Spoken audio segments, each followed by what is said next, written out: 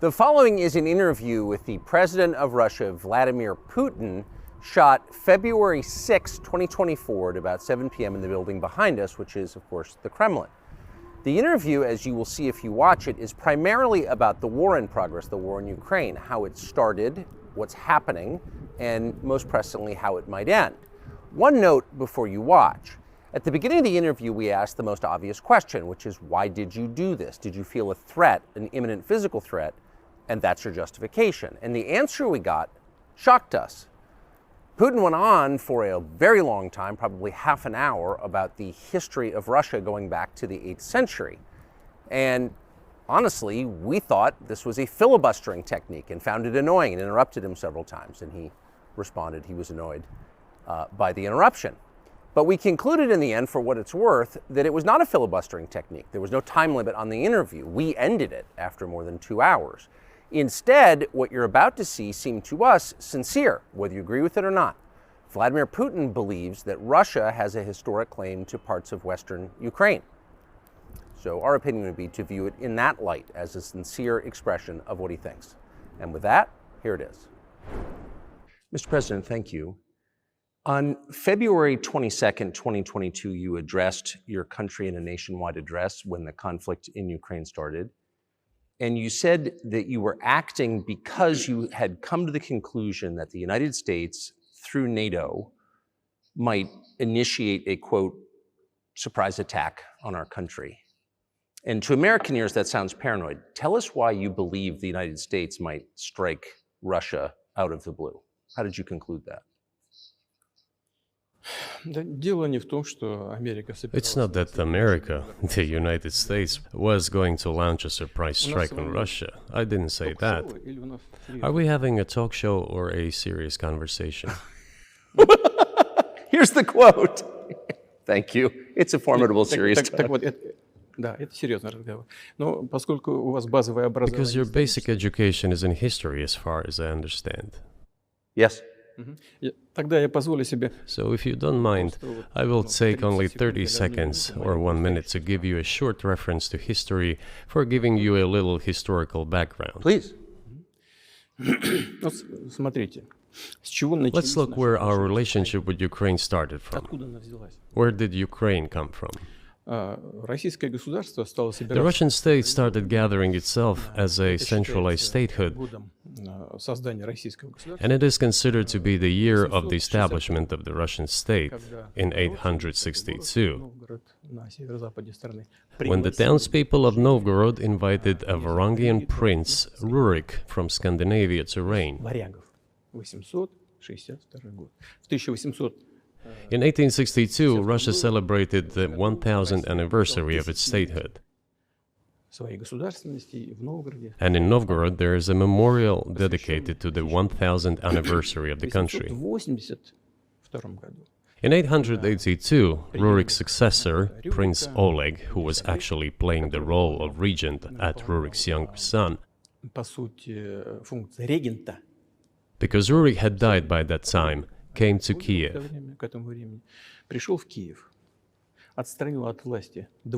He ousted two brothers who apparently had once been members of Rurik's squad. So Russia began to develop with two centers of power, Kiev and Novgorod. The next very significant date in the history of Russia was 988. This was the baptism of Russia, when Prince Vladimir, the great-grandson of Rurik, baptized Russia and adopted Orthodoxy, or Eastern Christianity. From this time, the centralized Russian state began to strengthen. Why?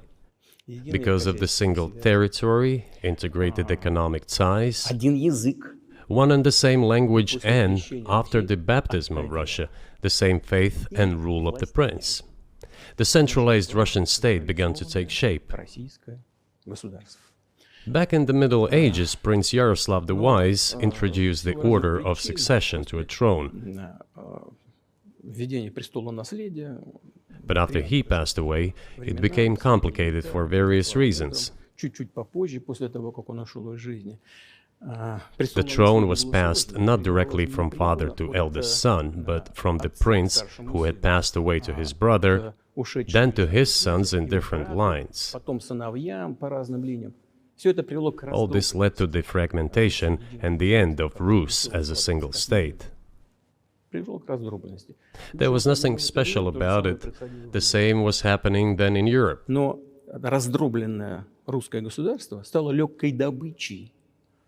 But the fragmented Russian state became an easy prey to the empire created earlier by Genghis Khan.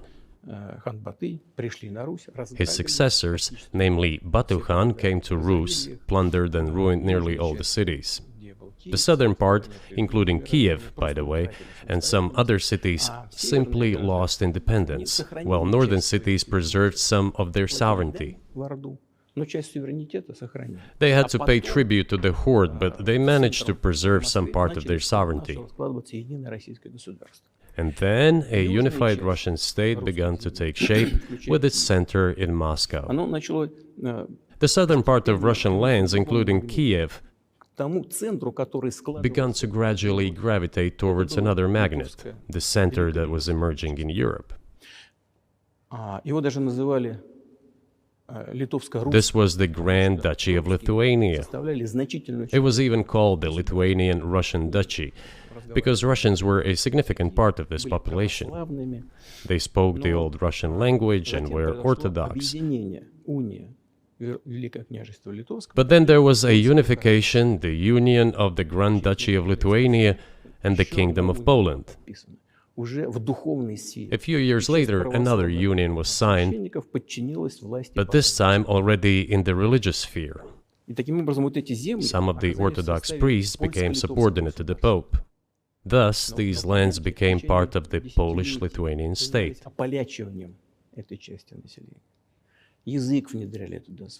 During decades, the Poles were engaged in Polonization of this part of the population.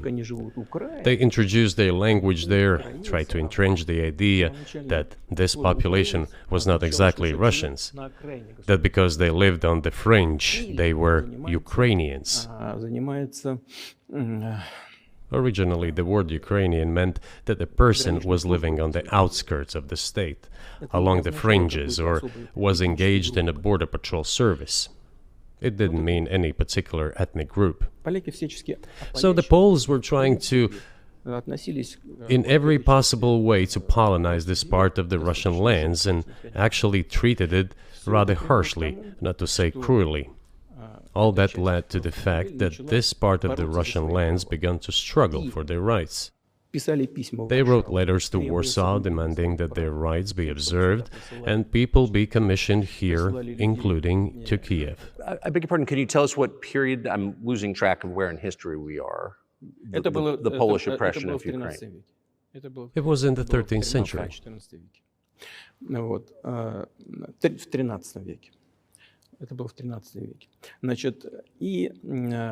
Now I will tell you what happened later and give the dates so that there is no confusion. And in 1654, even a bit earlier, the people who were in control of the authority over that part of the Russian lands addressed Warsaw, I repeat, demanding that they send them to rulers of Russian origin and Orthodox faith. When Warsaw did not answer them, and in fact rejected their demands, they turned to Moscow, so that Moscow took them away. So that you don't think that I'm inventing things, I'll give you these documents. Well, it doesn't sound like you're inventing it. I'm not sure why it's relevant to what happened 2 years ago.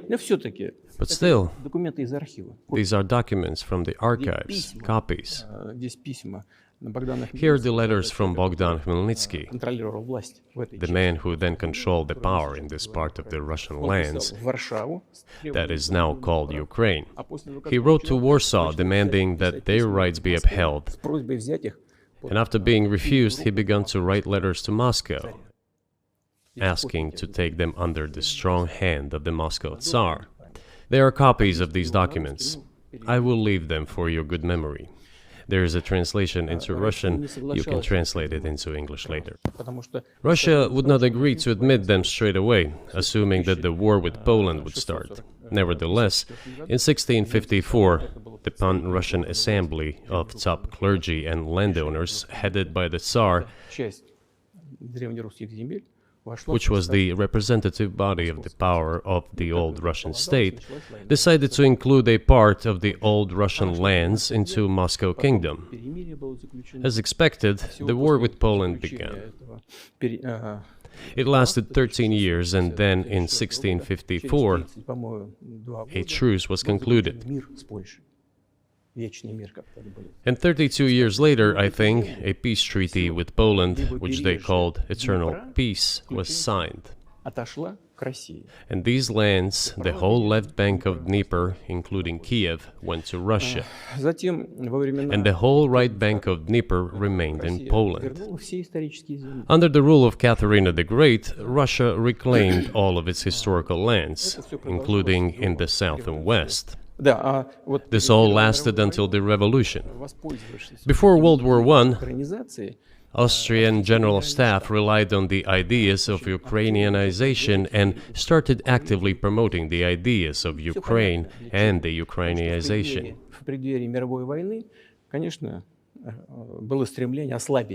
Their motive was obvious. Just before World War I, they wanted to weaken the potential enemy and secure themselves favorable conditions in the border area.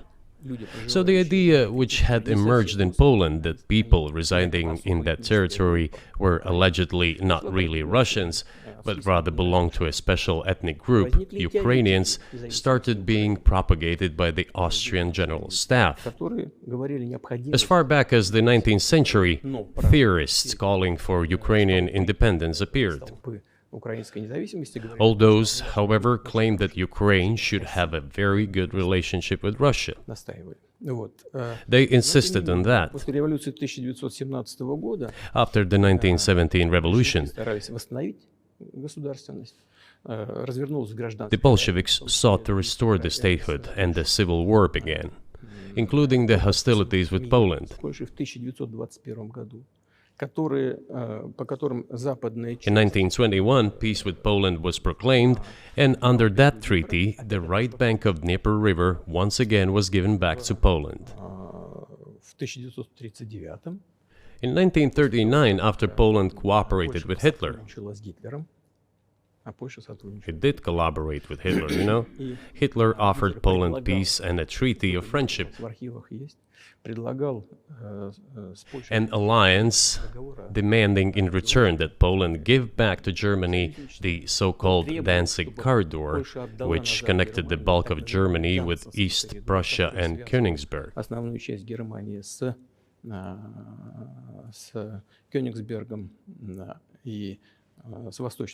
After World War I, this territory was transferred to Poland, and instead of Danzig, a city of Gdansk emerged.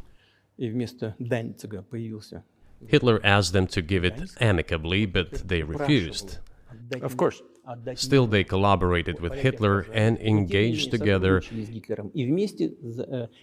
in the partitioning of Czechoslovakia. But may I ask you, you're making the case that Ukraine, certainly parts of Ukraine, Eastern Ukraine, is in effect Russia has been for hundreds of years. Why wouldn't you just take it when you became president 24 years ago? You have nuclear weapons, they don't. If it's actually your land, why did you wait so long? I'll tell you. I'm coming to that. This briefing is coming to an end. It might be boring, but it explains many things. I just don't know how it's relevant. Good. Good. I'm so gratified that you appreciate that. Thank you.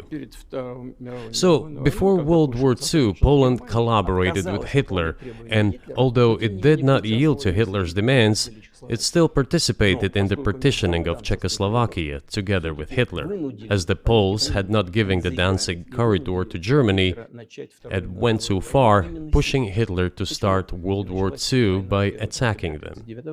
Why was it Poland against whom the war started on 1st September 1939? Poland turned out to be uncompromising, and Hitler had nothing to do but start implementing his plans with Poland. By the way, the USSR, I have read some archive documents, behaved very honestly. It asked Poland's permission to transit its troops through the Polish territory to help Czechoslovakia. But the then Polish foreign minister said that if the Soviet planes flew over Poland, they would be downed over the territory of Poland. But that doesn't matter. What matters is that the war began, and Poland fell prey to the policies it had pursued against Czechoslovakia, as under the well-known Molotov-Ribbentrop Pact. Part of the territory, including western Ukraine, was to be given to Russia. Thus, Russia, which was then named as USSR, regained its historical lands. After the victory in the Great Patriotic War, as we call World War II, all those territories were ultimately enshrined as belonging to Russia, to the USSR. As for Poland, it received, apparently in compensation, the lands which had originally been German. The eastern parts of Germany, these are now western lands of Poland. Of course, Poland regained access to the Baltic Sea and Danzig, which was once again given its Polish name. So this was how this situation developed. In 1922, when the USSR was being established, the Bolsheviks started building the USSR and established the Soviet Ukraine, which had never existed before. Right.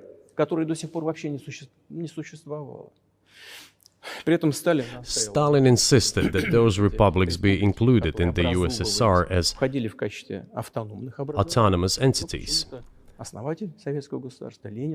For some inexplicable reason, Lenin, the founder of the Soviet state, insisted that they be entitled to withdraw from the USSR. And again, for some unknown reasons, he transferred to that newly established Soviet Republic of Ukraine some of the lands together with people living there, even though those lands had never been called Ukraine, and yet they were made part of that Soviet Republic of Ukraine. Those lands included the Black Sea region, which was received under Catherine the Great, and which had no historical connection with Ukraine whatsoever. Even if we go as far back as 1654, when these lands returned to Russian Empire, that territory was the size of 3 to 4 regions of modern Ukraine, with no Black Sea region. That was completely out of the question. In 1654. Exactly. You obviously have encyclopedic knowledge of this region, but why didn't you make this case for the first 22 years as president that Ukraine wasn't a real country?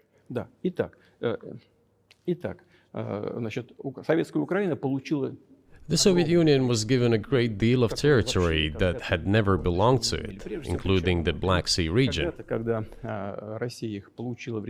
At some point, when Russia received them as an outcome of the Russo-Turkish Wars, they were called New Russia or Novorossiya.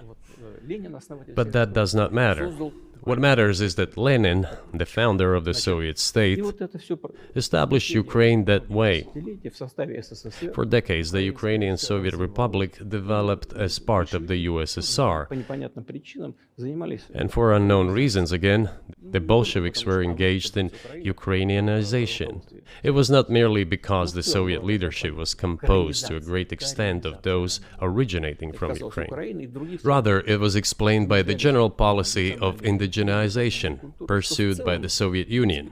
Same things were done in other Soviet republics. This involved promoting national languages and national cultures, which is not bad in principle. That is how the Soviet Ukraine was created. After the World War II, Ukraine received, in addition to the lands that had belonged to Poland before the war, part of the lands that had previously belonged to Hungary and Romania. So Romania and Hungary had some of their lands taken away and given to the Soviet Ukraine, and they still remain part of Ukraine. So in this sense, we have every reason to affirm that Ukraine is an artificial state that was shaped at Stalin's will. Do you believe Hungary has a right to take its land back from Ukraine, and that other nations have a right to go back to their 1654 borders?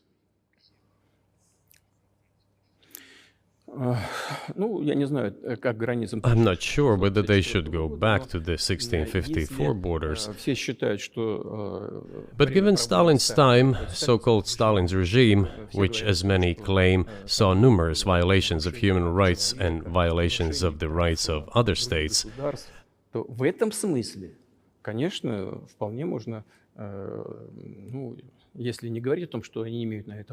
one may say that they could claim back those lands of theirs while having no right to do that.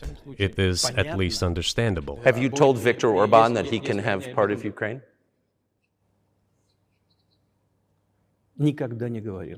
Never. I have never told him, not a single time. We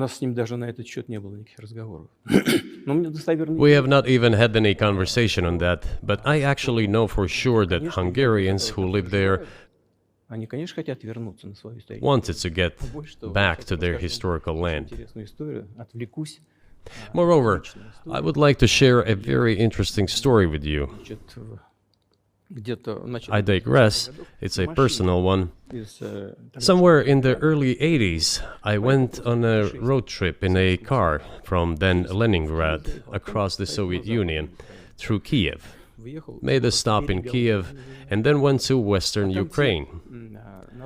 I went to the town of Beregovoye, and all the names of towns and villages there were in Russian and in the language I did not understand, in Hungarian. In Russian and in Hungarian. Not in Ukrainian, in Russian and in Hungarian. I was driving through some kind of village and there were men sitting next to the houses and they were wearing black three-piece suits and black cylinder hats. I asked, are they some kind of entertainers? I was told, no, they were not entertainers, they're Hungarians. I said, what are they doing here? What do you mean? This is their land, they live here. This was during the Soviet time in the 1980s. They preserved the Hungarian language, Hungarian names, and all their national costumes. They are Hungarians and they feel themselves to be Hungarians. And of course, when now there is an infringement. Well, that is, and there's a lot of that, though. I think many nations are upset about Transylvania as well, as you obviously know. But many nations feel frustrated by the redrawn borders of the wars of the 20th century. And wars going back 1,000 years, the ones that you mentioned. But the fact is that you didn't make this case in public until 2 years ago, February. And in the case that you made, which I read today, you explain at great length that you felt a physical threat from the West in NATO, including potentially a nuclear threat. And that's what got you to move. Is that a fair characterization of what you said?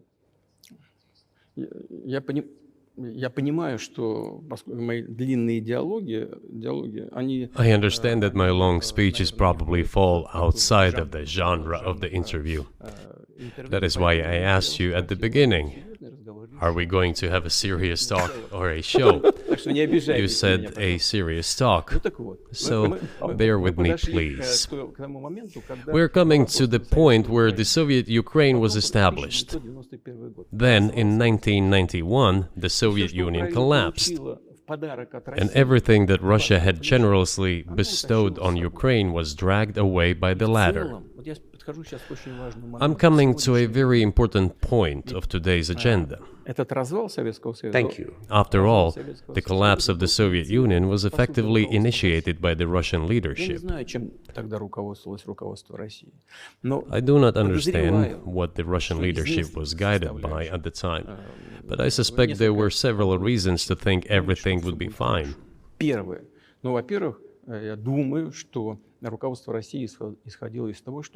First, I think that then Russian leadership believed that the fundamentals of the relationship between Russia and Ukraine were, in fact, a common language. More than 90% of the population there spoke Russian. Family ties. Every third person there had some kind of family or friendship ties. Common culture, common history. Finally, common faith, coexistence with a single state for centuries, and deeply interconnected economies. All of these were so fundamental. All these elements together make our good relationships inevitable. The second point is a very important one. I want you, as an American citizen, and your viewers to hear about this as well. The former Russian leadership assumed that the Soviet Union had ceased to exist, and therefore there were no longer any ideological dividing lines. Russia even agreed voluntarily and proactively to the collapse of the Soviet Union, and believed that this would be understood by the so-called civilized West as an invitation for cooperation and association. That is what Russia was expecting, both from the United States and the so-called collective West as a whole. There were smart people, including in Germany, Egon Bahr, a major politician of the Social Democratic Party, who insisted in his personal conversations with the Soviet leadership on the brink of the collapse of the Soviet Union that a new security system should be established in Europe. Help should be given to unify Germany, but a new system should be also established to include the United States, Canada, Russia, and other Central European countries. Yes. But NATO needs not to expand. That's what he said. If NATO expands, everything would be just the same as during the Cold War, only closer to Russia's borders. That's all. He was a wise old man, but no one listened to him. In fact, he got angry once. If, he said, you don't listen to me, I'm never setting my foot in Moscow once again. Everything happened just as he had said. Well, of course, it did come true, and you've mentioned this many times. I think it's a fair point, and many in America thought that relations between Russia and the United States would be fine with the collapse of the Soviet Union and the end of the Cold War, that the opposite happened. But you've never explained why you think that happened, except to say that the West fears a strong Russia, but we have a strong China the West does not seem very afraid of. What about Russia, do you think, convinced policymakers they had to take it down? The West is afraid of strong China more than it fears a strong Russia, because Russia has 150 million people and China has 1.5 billion population, and its economy is growing by leaps and bounds, or 5% a year. It used to be even more. But that's enough for China. As Bismarck once put it, potentials are the most important. China's potential is enormous. It is the biggest economy in the world today in terms of purchasing power parity and the size of the economy. It has already overtaken the United States quite a long time ago, and it is growing at a rapid clip. Let's not talk about who is afraid of whom. Let's not reason in such terms. And let's get into the fact that after 1991, when Russia expected that it would be welcomed into the brotherly family of civilized nations, nothing like this happened. You tricked us. I don't mean you personally when I say you. Of course, I'm talking about the United States. The promise was that NATO would not expand eastward, but it happened 5 times. There were 5 waves of expansion. We tolerated all that. We were trying to persuade them. We were saying, please don't. We are as bourgeois now as you are. We are market economy and there is no communist party power. Let's negotiate. Moreover, I have also said this publicly before. There was a moment when a certain rift started growing between us. Before that, Yeltsin came to the United States. Remember, he spoke in Congress and said the good words. God bless America. Everything he said were signals. Let us in. Remember the developments in Yugoslavia before the Yeltsin was lavished with praise? As soon as the developments in Yugoslavia started, he raised his voice in support of Serbs, and we couldn't but raise our voices for Serbs in their defense. I understand that there were complex processes underway there, I do, but Russia could not help raising its voice in support of Serbs, because Serbs are also a special and close to us nation, with Orthodox culture and so on. It's a nation that has suffered so much for generations. Well, regardless, what is important is that Yeltsin expressed his support. What did the United States do? In violation of international law and the UN Charter, it started bombing Belgrade. It was the United States that let the genie out of the bottle. Moreover, when Russia protested and expressed its resentment, what was said? The UN Charter and international law have become obsolete. Now everyone invokes international law, but at that time they started saying that everything was outdated. Everything had to be changed. Indeed, some things need to be changed, as the balance of power has changed. It's true, but not in this manner. Yeltsin was immediately dragged through the mud, accused of alcoholism, of understanding nothing, of knowing nothing. He understood everything, I assure you. Well, I became president in 2000. I thought, okay, the Yugoslav issue is over, but we should try to restore relations. Let's reopen the door that Russia had tried to go through. And moreover, I said it publicly, I can reiterate.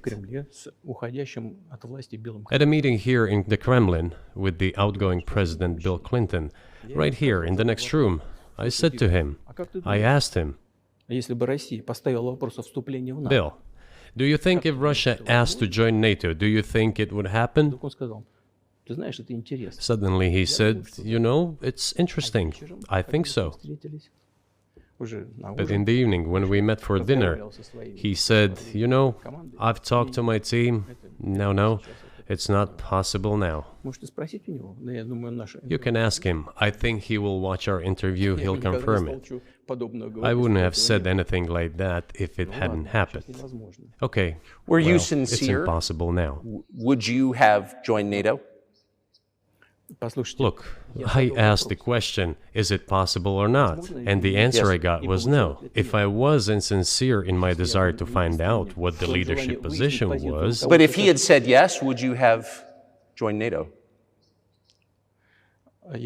If he had said yes, the process of rapprochement would have commenced, and eventually it might have happened, if we had seen some sincere wish on the other side of our partners.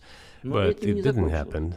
Well, no means no. Okay, fine. Why do you think that is? Just to get to motive, I know you're clearly bitter about it, I understand, but why do you think the West rebuffed you then? Why the hostility? Why did the end of the Cold War not fix the relationship? What motivates this from your point of view? You said I was bitter about the answer. No, it's not bitterness. It's just a statement of fact. We're not bride and groom, bitterness, resentment. It's not about those kind of matters in such circumstances. We just realized we weren't welcome there, that's all. Okay, fine. But let's build relations in another manner. Let's look for common ground elsewhere. Why we received such a negative response, you should ask your leaders. I can only guess why. Too big a country with its own opinion and so on. And the United States, I've seen how issues are being resolved in NATO. I will give you another example now concerning Ukraine. The US leadership exerts pressure, and all NATO members obediently vote, even if they do not like something. Now, I'll tell you what happened in this regard with Ukraine in 2008, although it's being discussed. I'm not going to open a secret to you, say anything new. Nevertheless, after that we tried to build relations in different ways. For example, the events in the Middle East, in Iraq. We were building relations with the United States in a very soft, prudent, cautious manner. I repeatedly raised the issue that the United States should not support separatism or terrorism in the North Caucasus. But they continue to do it anyway. and political support, information support, financial support, even military support came from the United States and its satellites for terrorist groups in the Caucasus. I once raised this issue with my colleague, also the President of the United States. He says, "It's impossible. Do you have proof?" I said, "Yes." I was prepared for this conversation, and I gave him that proof. He looked at it, and you know what he said? "I apologize, but that's what happened." I'll quote. He says, "Well, I'm gonna kick their ass." We waited and waited for some response. There was no reply. I said to the FSB director, "Write to the CIA, what is the result of the conversation with President?" He wrote once, twice, and then we got a reply. We have the answer in the archive. The CIA replied, "We have been working with the opposition in Russia. We believe that this is the right thing to do, and we will keep on doing it." Just ridiculous. Well, okay. We realized that it was out of the question. Forces in opposition to you. So you're saying the CIA is trying to overthrow your government? Of course, they meant in that particular case the separatists, the terrorists who fought with us in the Caucasus. That's who they called the opposition. This is the second point. The third moment is a very important one. Is the moment when the US missile defense system was created. The beginning. We persuaded for a long time not to do it in the United States. Moreover, after was invited by Bush Jr.'s father, Bush Sr., to visit his place on the ocean, I had a very serious conversation with President Bush and his team. I proposed that the United States, Russia, and Europe jointly create a missile defense system that, we believe, if created unilaterally, threatens our security, despite the fact that the United States officially said that it was being created against missile threats from Iran. That was the justification for the deployment of the missile defense system. I suggested working together, Russia, the United States, and Europe. They said it was very interesting. They asked me, "Are you serious?" I said, "Absolutely." Let me ask, what year was this? I don't remember. It is easy to find out on the internet when I was in the USA at the invitation of Bush Sr. It is even easier to learn from someone I'm going to tell you about. I was told it was very interesting.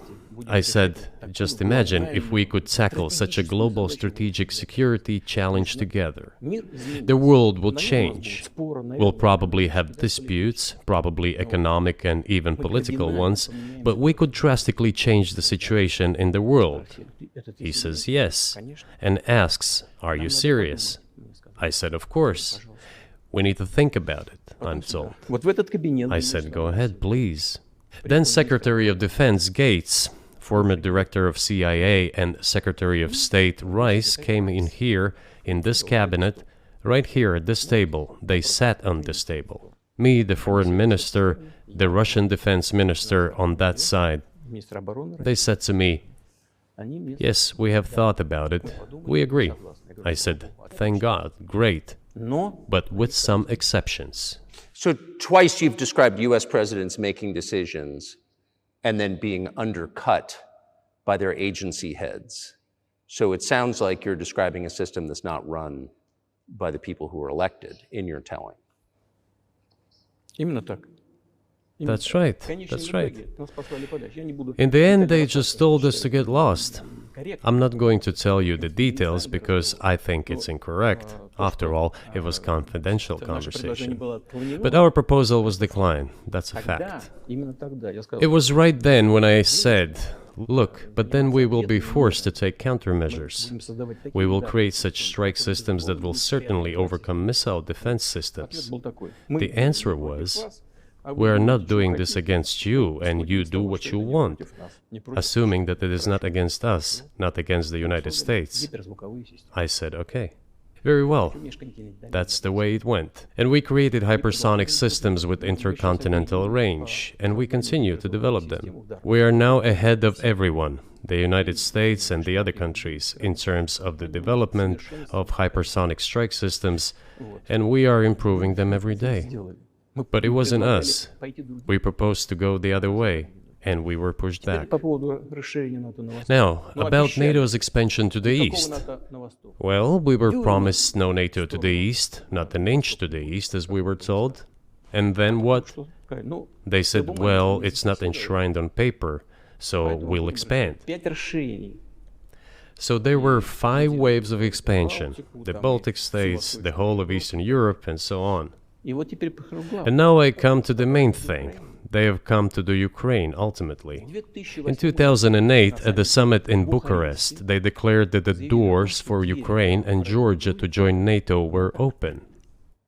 Now about how decisions are made there. Germany, France seem to be against it, as well as some other European countries. But then, as it turned out later, President Bush, and he's such a tough guy, a tough politician, as I was told later, he exerted pressure on us and we had to agree. It's ridiculous, it's like kindergarten. Where are the guarantees? What kindergarten is this? What kind of people are these? Who are they? You see, they were pressed, they agreed. And then they say, Ukraine won't be in the NATO, you know? I say, I don't know. I know you agreed in 2008. Why won't you agree in the future? Well, they pressed us then. I say, why won't they press you tomorrow? And you'll agree again. Well, it's nonsensical. Who's there to talk to? I just don't understand. We're ready to talk. But with whom? Where are the guarantees? None. So they started to develop the territory of Ukraine. Whatever is there, I have told you the background, how this territory developed, what kind of relations there were with Russia. Every second or third person there has always had some ties with Russia. And during the elections, in already independent, sovereign Ukraine, which gained its independence as a result of the Declaration of Independence, and by the way, it says that Ukraine is a neutral state, and in 2008, suddenly the doors or gates to NATO were open to it. Oh, come on. This is not how we agreed. Now, all the presidents that have come to power in Ukraine, they relied on electorate with a good attitude to Russia in one way or the other. This is the southeast of Ukraine. This is a large number of people. And it was very difficult to dissuade this electorate, which had a positive attitude towards Russia. Viktor Yanukovych came to power, and how? The first time he won after President Kuchma, they organized a third round, which is not provided for in the constitution of Ukraine. This is a coup d'etat. Just imagine, someone in the United States wouldn't like the outcome. In 2014? Before that. No, this was before that. After President Kuchma, Viktor Yanukovych won the elections. However, his opponents did not recognize that victory. The US supported the opposition, and the third round was scheduled. What is this? This is a coup. The US supported it, and the winner of the third round came to power. Imagine if in the US something was not to someone's liking, and the third round of election, which the US Constitution does not provide for, was organized. Nonetheless, it was done in Ukraine. Okay, Viktor Yushchenko, who was considered a pro-Western politician, came to power. Fine, we have built relations with him as well. He came to Moscow with visits. We visited Kiev. I visited too. We met in an informal setting. If he's pro-Western, so be it. It's fine. Let people do their job. The situation should have developed inside the independent Ukraine itself. As a result of Kuchma's leadership, things got worse and Viktor Yanukovych came to power after all. Maybe he wasn't the best president and politician, I don't know. I don't want to give assessments. However, the issue of the association with the EU came up. We have always been lenient to this. Suit yourself. But when we read through the Treaty of Association, it turned out to be a problem for us, since we had a free trade zone and open customs borders with Ukraine, which under this association had to open its borders for Europe, which could have led to flooding of our market. We said, no, this is not going to work. We shall close our borders with Ukraine then. The customs borders, that is. Yanukovych started to calculate how much Ukraine was going to gain, how much to lose, and said to his European partners, I need more time to think before signing. The moment he said that, the opposition began to take destructive steps which were supported by the West. It all came down to Maidan and a coup in Ukraine. So he did more trade with Russia than with the EU. Ukraine did. Of course. It's not even the matter of trade volume, although for the most part it is. It is the matter of cooperation ties, which the entire Ukrainian economy was based on. The cooperation ties between the enterprises were very close since the times of the Soviet Union. One enterprise there used to produce components to be assembled both in Russia and Ukraine and vice versa. They used to be very close ties. A coup d'etat was committed, although I shall not delve into details now, as I find doing it inappropriate, the US told us. Calm Yanukovych down, and we will calm the opposition. Let the situation unfold in the scenario of a political settlement. We said, all right, agreed, let's do it this way. As the Americans requested, Yanukovych did use neither the armed forces nor the police, yet the armed opposition committed a coup in Kiev. What is that supposed to mean? Who do you think you are?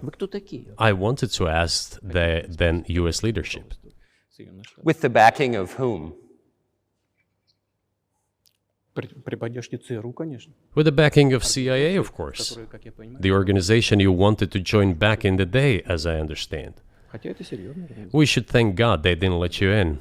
Although, it is a serious organization. I understand. My former vis-a-vis in the sense that I served in the first main directorate, Soviet Union's intelligence service. They have always been our opponents.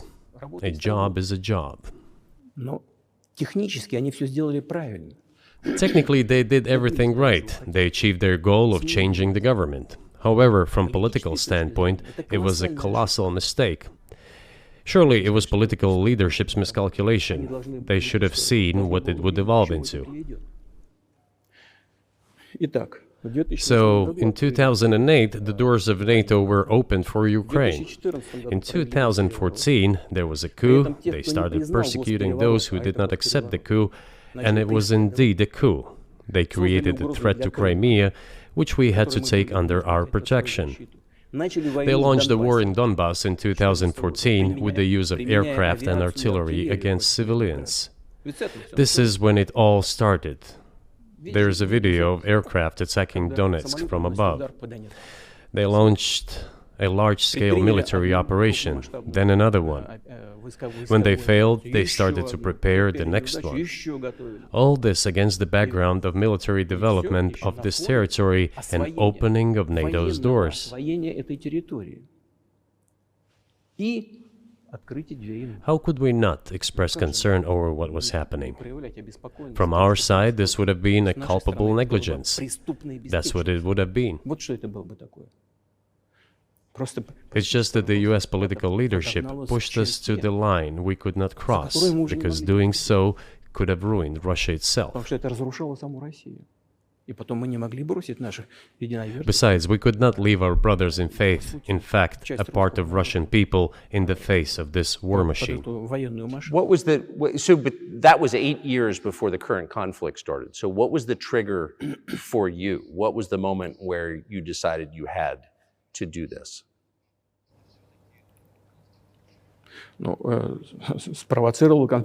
Initially, it was the coup in Ukraine that provoked the conflict. By the way, back then the representatives of 3 European countries, Germany, Poland and France, arrived.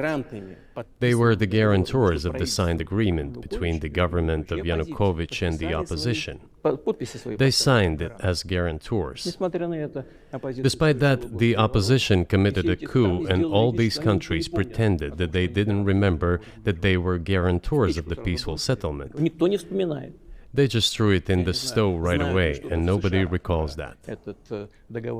I don't know if the US know anything about the agreement between the opposition and the authorities, and its three guarantors who, instead of bringing this whole situation back in the political field, supported the coup. Although it was meaningless, believe me, because President Yanukovych agreed to all conditions. He was ready to hold an early election, which he had no chance of winning, frankly speaking. Everyone knew that. Then why the coup? Why the victims? Why threatening Crimea? Why launching an operation in Donbass? This I do not understand. That is exactly what the miscalculation is. CIA did its job to complete the coup. I think one of the deputy secretaries of state said that it cost a large sum of money, almost 5 billion. But the political mistake was colossal. Why would they have to do that? All this could have been done legally, without victims, without military action, without losing Crimea. We would have never considered to even lift a finger if it hadn't been for the bloody developments on Maidan. Because we agreed with the fact that after the collapse of the Soviet Union, our borders should be along the borders of former Union's republics. We agreed to that. But we never agreed to NATO's expansion, and moreover, we never agreed that Ukraine would be in NATO. We did not agree to NATO bases there without any discussion with us. For decades, we kept asking, don't do this, don't do that. And what triggered the latest events? Firstly, the current Ukrainian leadership declared that it would not implement the Minsk agreements, which had been signed, as you know, after the events of 2014 in Minsk, where the plan of peaceful settlement in Donbass was set forth. But no, the current Ukrainian leadership, foreign minister, all other officials, and then president himself said that they don't like anything about the Minsk agreements. In other words, they were not going to implement it. A year or a year and a half ago, former leaders of Germany and France said openly to the whole world that they indeed signed the Minsk agreements, but they never intended to implement them. They simply led us by the nose. Was there anyone for you to talk to? Did you call a U.S. President's Secretary of State and say, if you keep militarizing Ukraine with NATO forces, this is going to be we're going to act?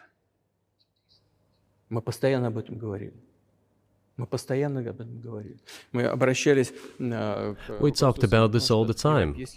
We addressed the United States and European countries' leadership to stop these developments immediately, to implement the Minsk agreements. Frankly speaking, I didn't know how we were going to do this, but I was ready to implement them. These agreements were complicated for Ukraine. They included lots of elements of those Donbass territories' independence. That's true. However, I was absolutely confident, and I'm saying this to you now. I honestly believe that if we managed to convince the residents of Donbass, and we had to work hard to convince them to return to the Ukrainian statehood, then gradually the wounds would start to heal. When this part of territory reintegrated itself into a common social environment, when the pensions and social benefits were paid again, all the pieces would gradually fall into place. No, nobody wanted that. Everybody wanted to resolve the issue by military force only. But we could not let that happen. And the situation got to the point when the Ukrainian side announced, no, we will not do anything. They also started preparing for military action. It was they who started the war in 2014. Our goal is to stop this war. And we did not start this war in 2022. This is an attempt to stop it. Do you think you've stopped it now? I mean, have you achieved your aims? No, we haven't achieved our aims yet, because one of them is denazification. This means the prohibition of all kinds of neo-Nazi movements. This is one of the problems that we discussed during the negotiation process, which ended in Istanbul early this year.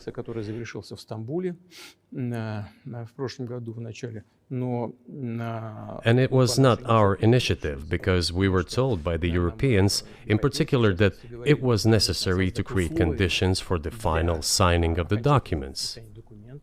My counterparts in France and Germany said, "How can you imagine them signing a treaty with a gun to their heads? The troops should be pulled back from Kiev." I said, "All right." We withdrew the troops from Kiev.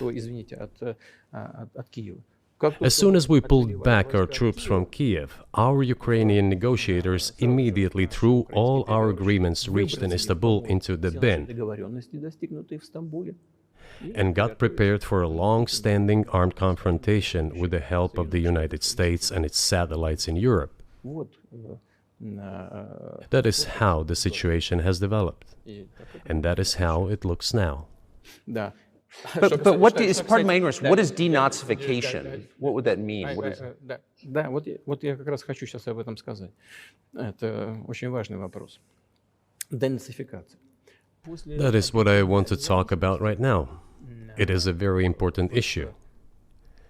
Denazification. After gaining independence, Ukraine began to search, as some Western analysts say, its identity. And it came up with nothing better than to build this identity upon some false heroes who collaborated with Hitler.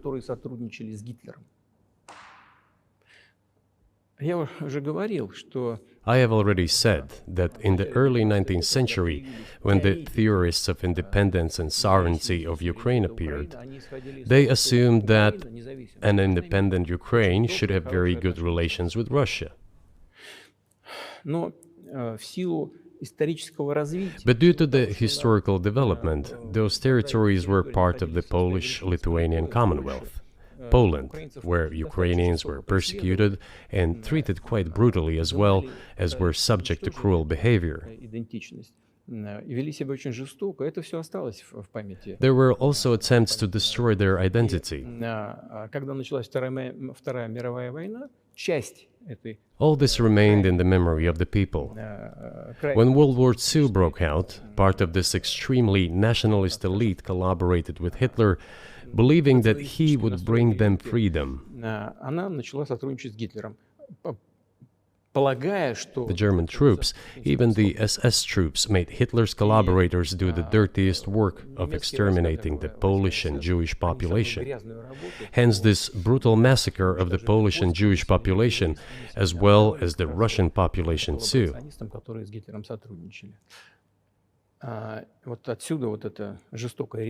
This was led by the persons who are well known, Bandera, Gershkovich. It was those people who were made national heroes. That is the problem. And we are constantly told that nationalism and neo-Nazism exist in other countries as well. Yes, they are seedlings, but we uproot them, and other countries fight against them. But Ukraine is not the case. These people have been made into national heroes in Ukraine. Monuments to those people have been erected. They are displayed on flags. Their names are shouted by crowds that walk with torches, as it was in Nazi Germany.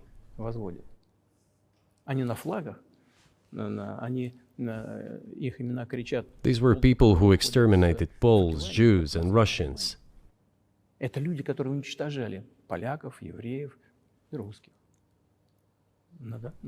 is necessary to stop this practice and prevent the dissemination of this concept. I say that Ukrainians are part of the one Russian people. They say, no, we are a separate people. Okay, fine.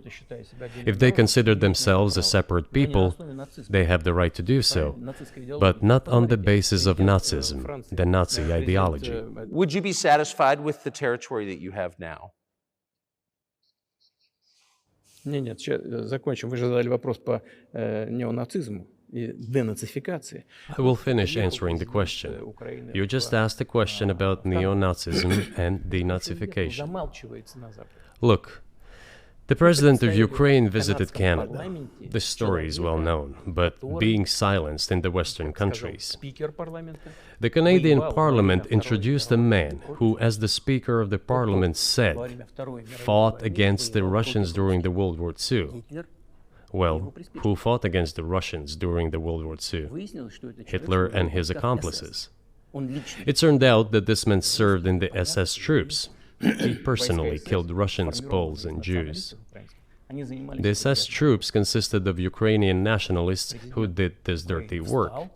The president of Ukraine stood up with the entire Parliament of Canada and applauded this man. How can this be imagined? The president of Ukraine himself, by the way, is a Jew by nationality.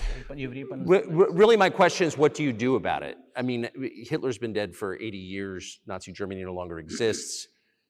And so, true. And so, I think what you're saying is you want to extinguish or at least control Ukrainian nationalism. But how? How do you do that? Вот послушайте меня. Ваш вопрос очень тонкий. Listen to me. Your question is very subtle, and I can tell you what I think. Do not take offense. Of course. Он, казалось бы, тонкий, он очень противный, этот вопрос. This question appears to be subtle. It is quite pesky. Значит, You say Hitler has been dead for so many years, 80 years. But his example lives on. People who exterminated Jews, Russians, and Poles are alive. And the president, the current president of today's Ukraine, applauds him in the Canadian Parliament, gives a standing ovation. Can we say that we have completely uprooted this ideology if what we see is happening today? That is what denazification is in our understanding. We have to get rid of those people who maintain this concept and support this practice and try to preserve it. That is what denazification is. That is what we mean. Right. My question was a little more specific. It was, of course, not a defense of Nazis, neo or otherwise. It was a practical question. You don't control the entire country. You don't control Kiev. You don't seem like you want to. So how do you eliminate a culture or an ideology or feelings or a view of history in a country that you don't control? What do you do about that?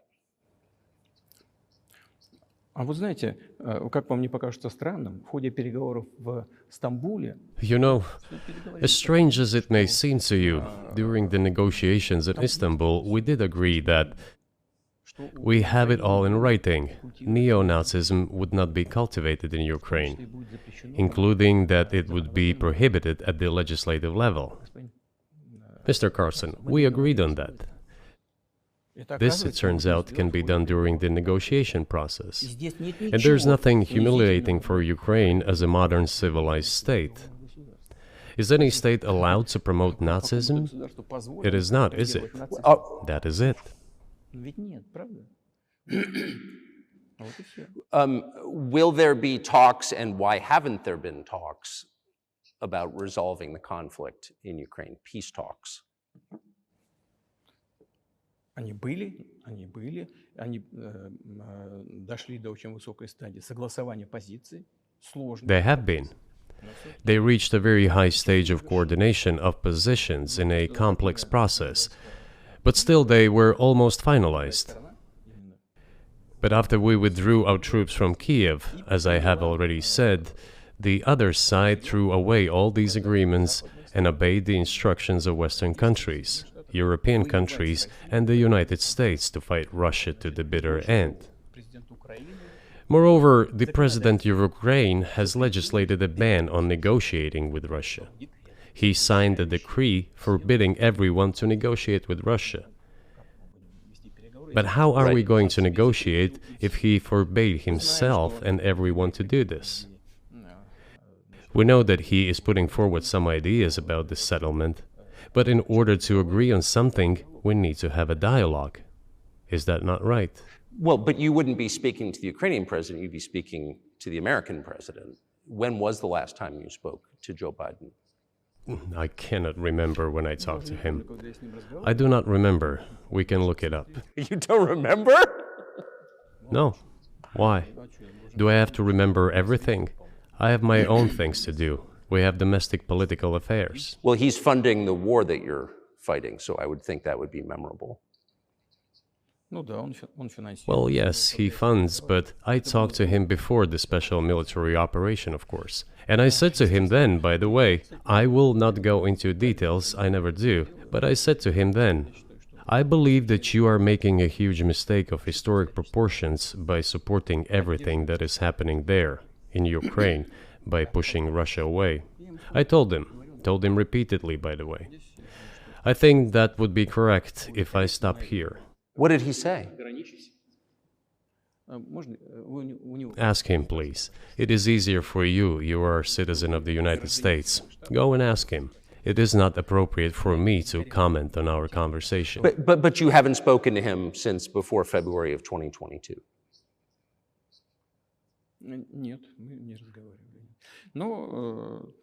No, we haven't spoken. Certain contacts are being maintained, though. Speaking of which, do you remember what I told you about my proposal to work together on a missile defense system? Yes. You can ask all of them. All of them are safe and sound, thank God. The former president, Condoleezza, is safe and sound, and I think Mr. Gates and the current director of the intelligence agency, Mr. Burns, the then ambassador to Russia, in my opinion, are very successful ambassador. They were all witnesses to these conversations. Ask them. Same here. If you are interested in what Mr. President Biden responded to me, ask him. At any rate, I talked to him about it. I'm definitely interested, but from the outside, it seems like this could devolve or evolve into something that brings the entire world into conflict and could initiate a nuclear launch. And so why don't you just call Biden and say, let's work this out?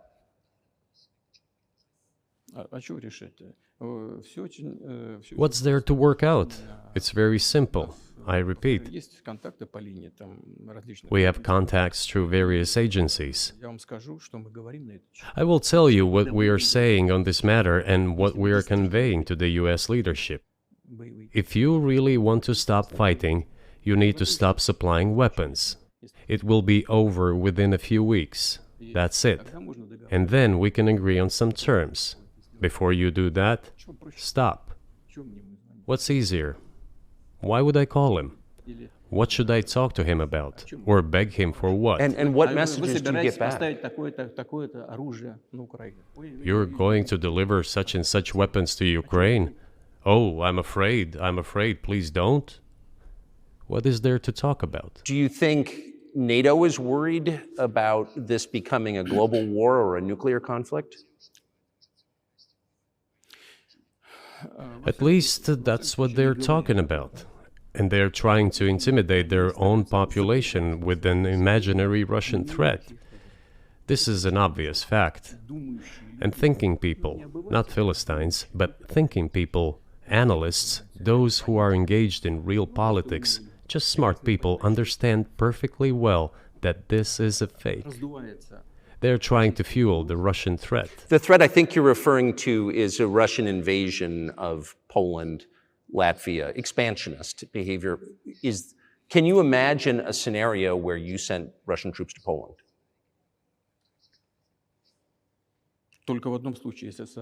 Only in one case, if Poland attacks Russia. Why? Because we have no interest in Poland, Latvia, or anywhere else. Why would we do that? We simply don't have any interest. It's just threat-mongering. Well, the argument, I know you know this, is that, well, he invaded Ukraine, he has territorial aims across the continent, and you're saying unequivocally you don't.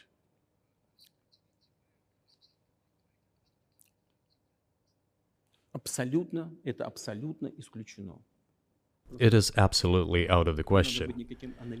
You just don't have to be any kind of analyst. It goes against common sense to get involved in some kind of a global war. And a global war will bring all humanity to the brink of destruction. It's obvious. There are certainly means of deterrence. They have been scaring everyone with us all along. Tomorrow Russia will use tactical nuclear weapons. Tomorrow Russia will use that. No, the day after tomorrow. So what? In order to extort additional money from US taxpayers and European taxpayers in the confrontation with Russia in the Ukrainian theater of war. The goal is to weaken Russia as much as possible. One of our senior United States senators from the state of New York, Chuck Schumer, said yesterday, I believe, that we have to continue to fund the Ukrainian effort or US soldiers, citizens could wind up fighting there. How do you assess that?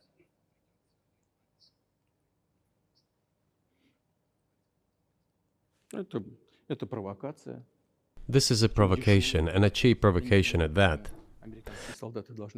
I do not understand why American soldiers should fight in Ukraine. There are mercenaries from the United States there.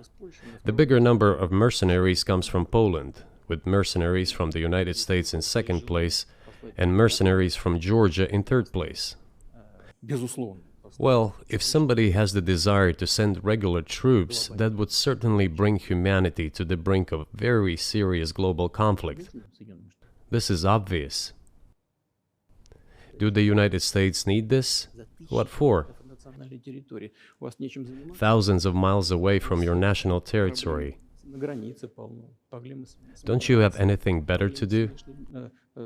You have issues on the border, issues with migration, issues with the national debt, more than $33 trillion. You have nothing better to do, so you should fight in Ukraine? Wouldn't it be better to negotiate with Russia? Make an agreement, already understanding the situation that is developing today, realizing that Russia will fight for its interests to the end? And realizing this, actually return to common sense, start respecting our country and its interests, and look for certain solutions. It seems to me that this is much smarter and more rational. Who blew up Nord Stream? You for sure. I was busy that day. Nate, do you have I did not blow up Nord Stream. Thank you, though. You personally may have an alibi, but the CIA has no such alibi. Do you have evidence that NATO or the CIA did it?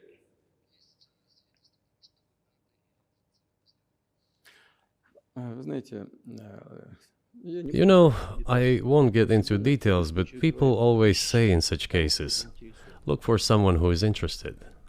But in this case, we should not only look for someone who is interested, but also for someone who has capabilities. Because there may be many people interested, but not all of them are capable of sinking to the bottom of the Baltic Sea and carrying out this explosion. These two components should be connected.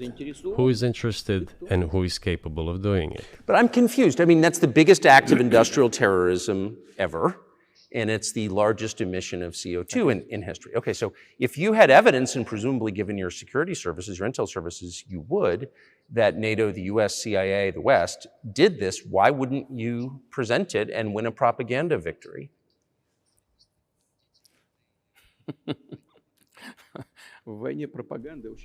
In the war of propaganda, it is very difficult to defeat the United States, because the United States controls all the world's media and many European media. The ultimate beneficiary of the biggest European media are American financial institutions. Don't you know that? So it is possible to get involved in this work, but it is cost prohibitive, so to speak. We can simply shine the spotlight on our sources of information, and we will not achieve results. It is clear to the whole world what happened, and even American analysts talk about it directly. It's true. Yes, but here's a question you may be able to answer. You worked in Germany, famously. The Germans clearly know that their NATO partner did this, and it damaged their economy greatly. It may never recover. Why are they being silent about it? That's very confusing to me. Why wouldn't the Germans say something about it? Ну, меня это тоже удивляет. This also confuses me. But today's German leadership is guided by the interests of the collective West rather than its national interests. Otherwise, it is difficult to explain the logic of their action or inaction. After all, it is not only about Nord Stream 1, which was blown up, and the Nord Stream 2 was damaged. But one pipe is safe and sound, and gas can be supplied to Europe through it. But Germany does not open it. We are ready, please. There's another route through Poland, called Yamal Europe, which also allows for large flow. Poland has closed it, but Poland packs from the German hand. It receives money from the pan-European funds, and Germany is the main donor to these pan-European funds. Germany feeds Poland to a certain extent, and they close their route to Germany. Why? I don't understand. Ukraine, to which the Germans supply weapons and give money. Germany is the second sponsor of the United States in terms of financial aid to Ukraine. There are two gas routes through Ukraine. They simply closed one route, the Ukrainians. Open the second route and please get gas from Russia. They do not open it. Why don't the Germans say, look guys, we give you money and weapons, open up the valve, please, let the gas from Russia pass through for us. We're buying liquefied gas at exorbitant prices in Europe, which brings the level of our competitiveness and economy in general down to zero. Do you want us to give you money? Let us have the decent existence. Make money for our economy, because this is where the money we give you comes from. They refuse to do so. Why? Ask them. That is what is like in their heads. Those are highly incompetent people. Well, maybe the world is breaking into two hemispheres, one with cheap energy, the other without. And I want to ask you that. If we're now a multipolar world, obviously we are, can you describe the blocks of alliances? Who is in each side, do you think? Listen, you have said that the world is breaking into two hemispheres. A human brain is divided into two hemispheres. One is responsible for one type of activities, the other one is more about creativity and so on. But it is still one and the same head. The world should be a single whole. Security should be shared rather than meant for the golden billion. That is the only scenario where the world could be stable, sustainable, and predictable. Until then, while the head is split in two parts, it is an illness, a serious adverse condition. It is a period of severe disease that the world is going through now. But I think that, thanks to honest journalism, this work is akin to work of the doctors. This could somehow be remedied. Well, let's just give one example, the US dollar, which has kind of united the world in a lot of ways, maybe not to your advantage, but certainly to ours. Is that going away as the reserve currency, the universally accepted currency? How have sanctions, do you think, changed the dollar's place in the world?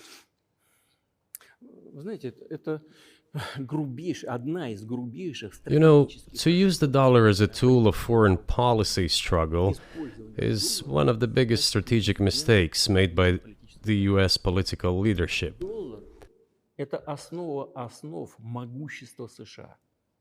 The dollar is the cornerstone of the United States power. I think everyone understands very well that no matter how many dollars are printed, they are quickly dispersed all over the world.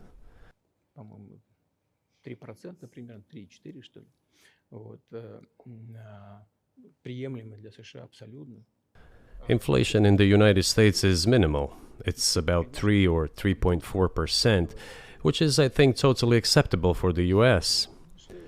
But they won't stop printing. What does the debt of $33 trillion tell us about? It is about the emission.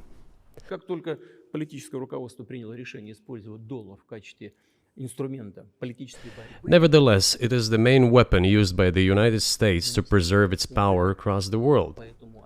As soon as the political leadership decided to use the US dollar as a tool of political struggle, a blow was dealt to this American power. I would not like to use any strong language, but it is a stupid thing to do and a grave mistake.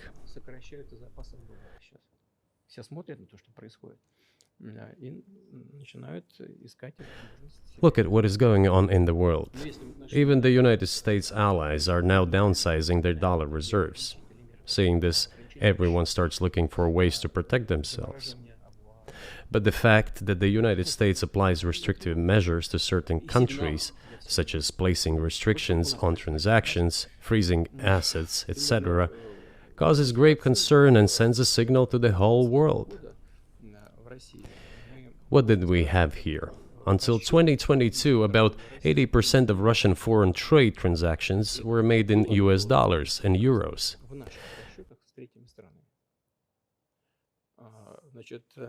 US dollars accounted for approximately 50% of our transactions with third countries, while currently it is down to 13%. It wasn't us who banned the use of the US dollar.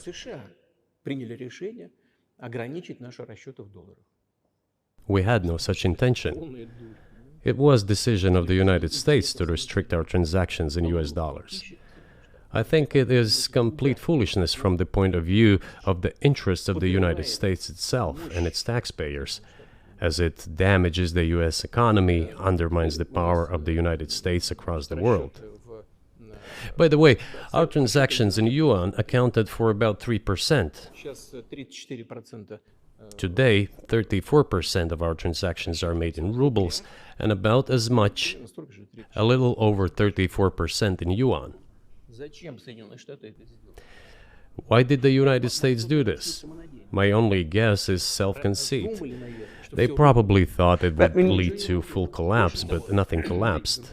Moreover, other countries, including oil producers, are thinking of and already accepting payments for oil in yuan. Do you even realize what is going on or not? Does anyone in the United States realize this? What are you doing? You are cutting yourself off. All experts say this. Ask any intelligent and thinking person in the United States what the dollar means for the US. But You're killing it with your own hands. I think that's a fair assessment. The question is what comes next, and maybe you trade one colonial power for another, much less sentimental and forgiving colonial power. I mean, is the BRICS, for example, in danger of being completely dominated by the Chinese economy in a way that's not good for their sovereignty? Do you worry about that? Well, we have heard those boogeyman stories before. It is a boogeyman story. We're neighbors with China. You cannot choose neighbors just as you cannot choose close relatives. We share a border of 1,000 kilometers with them. This is number one. Second, we have a centuries-long history of coexistence. We're used to it. Third, China's foreign policy philosophy is not aggressive. Its idea is to always look for compromise, and we can see that. The next point is as follows. We are always told the same boogeyman story, and here it goes again, through an euphemistic form, but it is still the same boogeyman story. The cooperation with China keeps increasing. The pace at which China's cooperation with Europe is growing is higher and greater than that of the growth of Chinese-Russian cooperation. Ask Europeans, aren't they afraid? They might be, I don't know. But they are still trying to access China's market at all costs, especially now that they are facing economic problems. Chinese businesses are also exploring the European market. Do Chinese businesses have small presence in the United States? Yes, the political decisions are such that they are trying to limit their cooperation with China. It is to your own detriment, Mr. Tucker, that you are limiting cooperation with China. You are hurting yourself. It is a delicate matter, and there are no silver bullet solutions, just as it is with the dollar. So, before introducing any illegitimate sanctions, illegitimate in terms of the Charter of the United Nations, one should think very carefully. For decision makers, this appears to be a problem.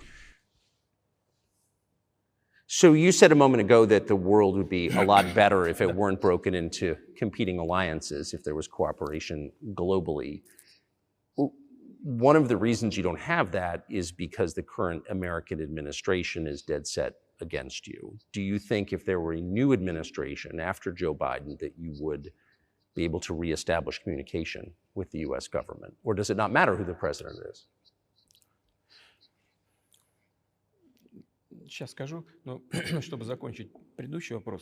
I will tell you, but let me finish the previous thought. We, together with my colleague and friend, President Xi Jinping, set a goal to reach $200 billion of mutual trade with China this year. We have exceeded this level. According to our figures, our bilateral trade with China totals already $230 billion, and the Chinese statistics says it is $240 billion. One more important thing.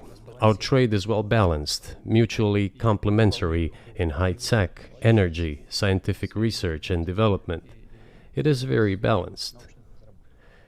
As for BRICS, where Russia took over the presidency this year, the BRICS countries are, by and large, developing very rapidly.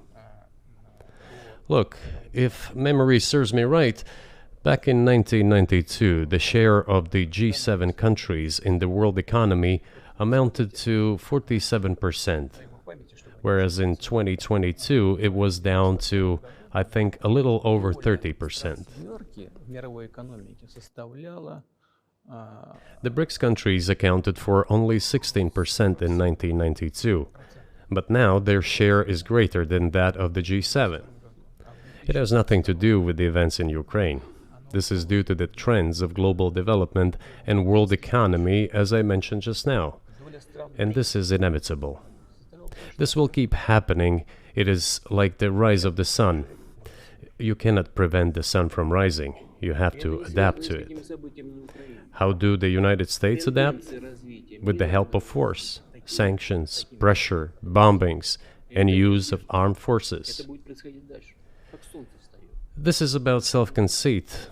Your political establishment does not understand that the world is changing under objective circumstances. And in order to preserve your level, even if someone aspires, pardon me, to the level of dominance, you have to make the right decisions in a competent and timely manner. Such brutal actions, including with regard to Russia and, say, other countries, are counterproductive. This is an obvious fact. It has already become evident. You just asked me if another leader comes and changes something. It is not about the leader. It is not about the personality of a particular person. I had a very good relationship with, say, Bush. I know that in the United States, he was portrayed as some kind of a country boy who does not understand much. I assure you that this is not the case. I think he made a lot of mistakes with regard to Russia, too. I told you about 2008 and the decision in Bucharest to open the NATO's doors for Ukraine and so on. That happened during his presidency. He actually exercised pressure on the Europeans. But in general, on a personal human level, I had a very good relationship with him.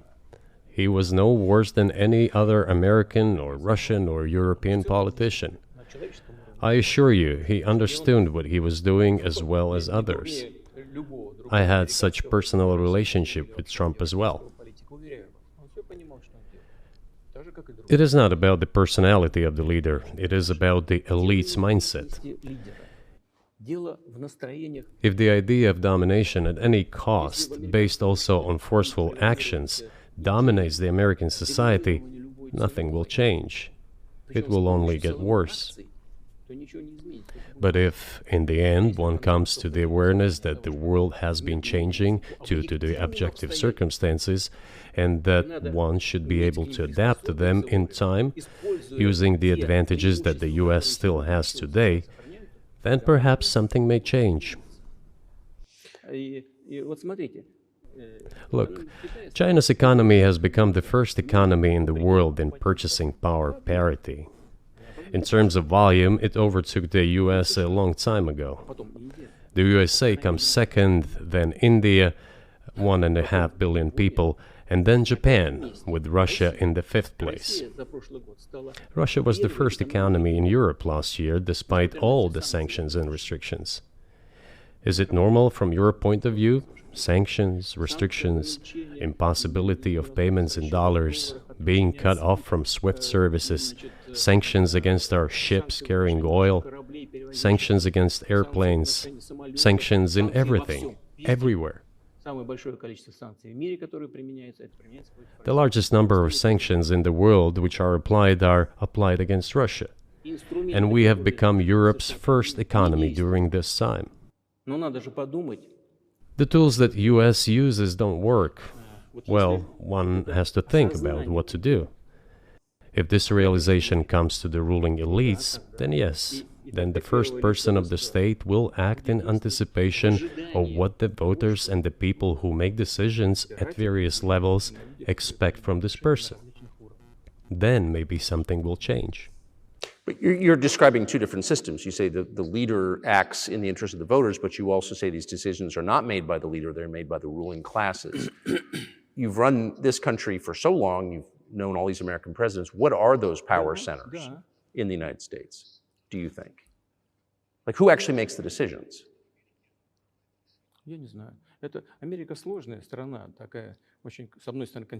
I don't know. America is a complex country, conservative on one hand, rapidly changing on the other. It's not easy for us to sort it all out. Who makes decisions in the elections? Is it possible to understand this when each state has its own legislation? Each state regulates itself? Someone can be excluded from elections at the state level. It is a two-stage electoral system. It is very difficult for us to understand it. Certainly, there are two parties that are dominant, the Republicans and the Democrats, and within this party system, the centers that make decisions, that prepare decisions.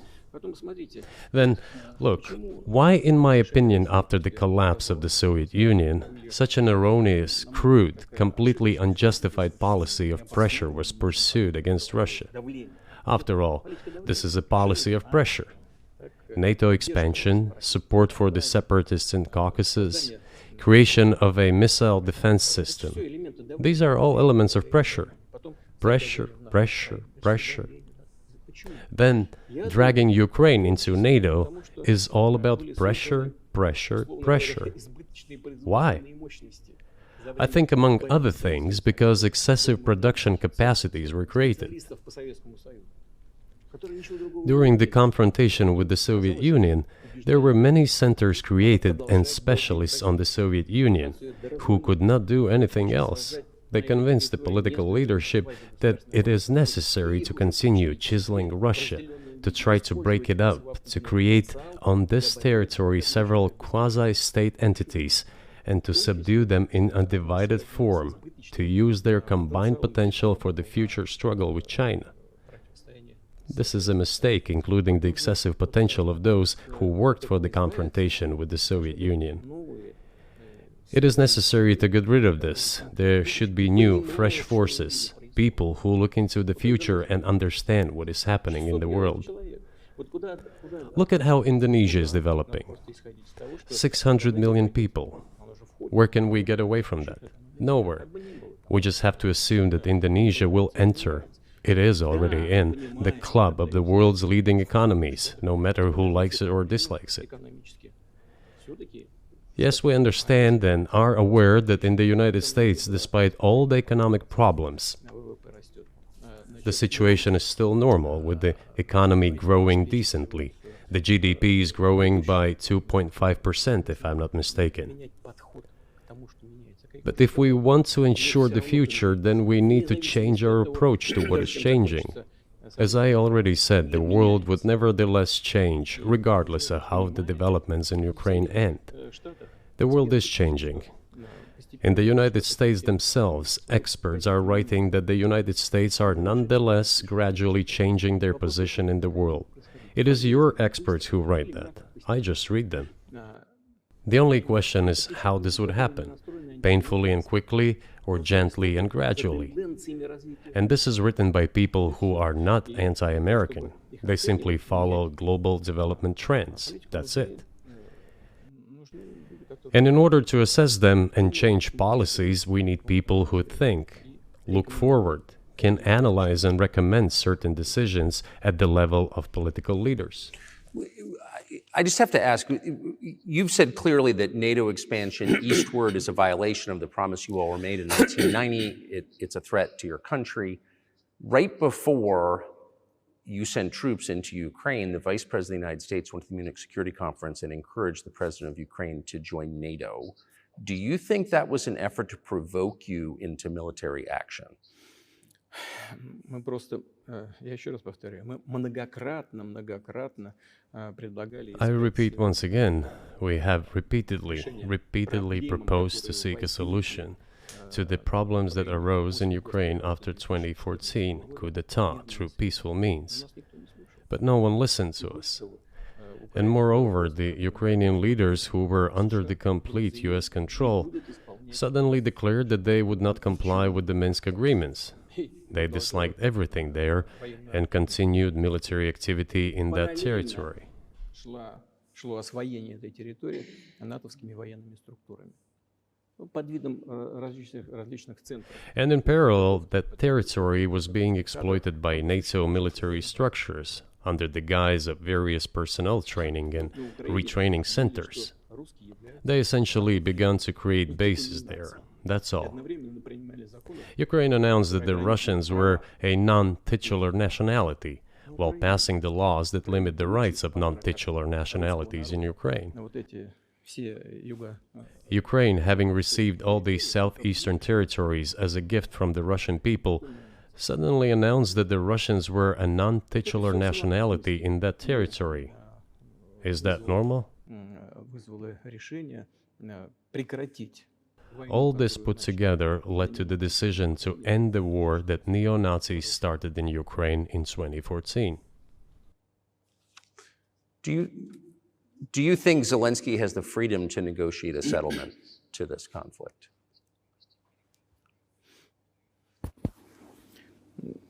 I don't know the details. Of course, it's difficult for me to judge. But I believe he has, in any case, he used to have. His father fought against the fascists, Nazis, during World War II. I once talked to him about this. I said, Volodya, what are you doing? Why are you supporting neo-Nazis in Ukraine today, while your father fought against fascism? He was a front-line soldier. I will not tell you what he answered. This is a separate topic, and I think it's incorrect for me to do so. But as to the freedom of choice, why not? He came to power on the expectations of Ukrainian people that he would lead Ukraine to peace. He talked about this. It was thanks to this that he won the elections overwhelmingly. But then, when he came to power, in my opinion, he realized two things. Firstly, it is better not to clash with neo-Nazis and nationalists, because they are aggressive and very active. You can expect anything from them. And secondly, the US-led West supports them and will always support those who antagonize with Russia. It is beneficial and safe. So he took the relevant position despite promising his people to end the war in Ukraine.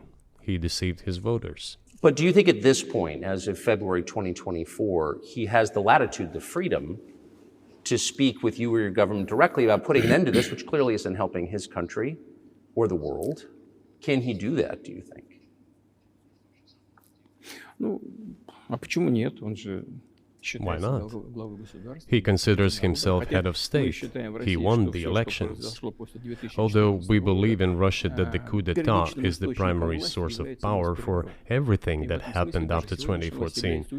And in this sense, even today, government is flawed. But he considers himself the president, and he is recognized by the United States, all of Europe, and practically the rest of the world in such a capacity. Why not? He can. We negotiated with Ukraine in Istanbul. We agreed. He was aware of this. Moreover, the negotiation group leader, Mr. Arachamia is his last name, I believe still heads the faction of the ruling party, the party of the president in the Rada. He still heads the presidential faction in the Rada, the country's parliament. He still sits there. He even put his preliminary signature on the document I am telling you about. But then he publicly stated to the whole world, we were ready to sign this document, but Mr. Johnson, then the Prime Minister of Great Britain, came and dissuaded us from doing this, saying it was better to fight Russia. They would give everything needed for us to return what was lost during the clashes with Russia. And we agreed with this proposal. Look, his statement has been published. He said it publicly.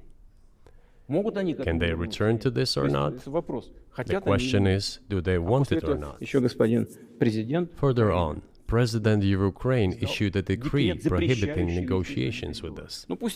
Let him cancel that decree, and that's it. We have never refused negotiations, indeed.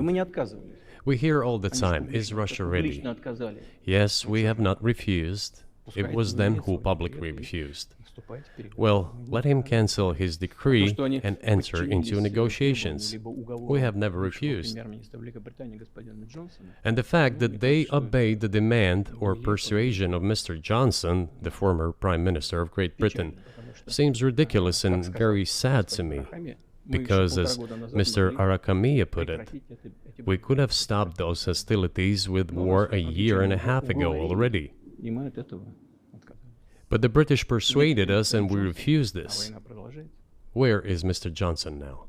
And the war continues. That's a good question. Where do you think he is and why did he do that?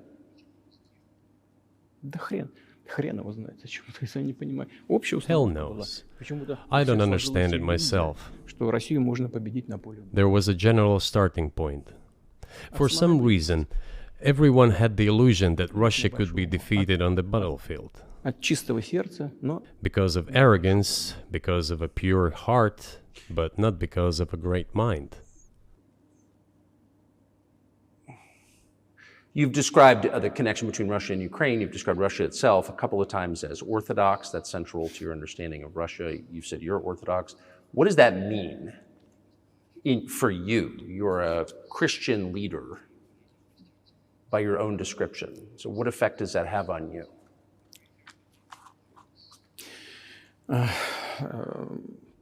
You know, as I already mentioned, in 988, Prince Vladimir himself was baptized following the example of his grandmother, Princess Olga.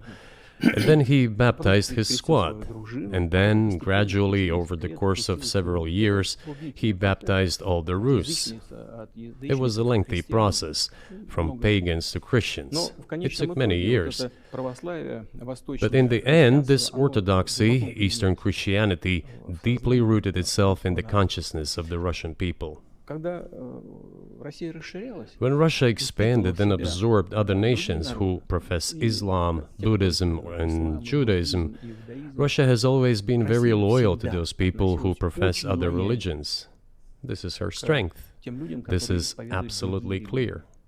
And the fact is that the main postulates, main values are very similar, not to say the same, in all world religions I've just mentioned, and which are the traditional religions of the Russian Federation, Russia.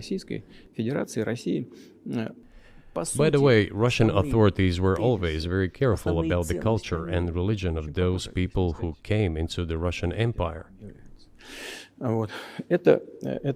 This, in my opinion, forms the basis of both security and stability of the Russian statehood. All the peoples inhabiting Russia basically consider it their motherhood.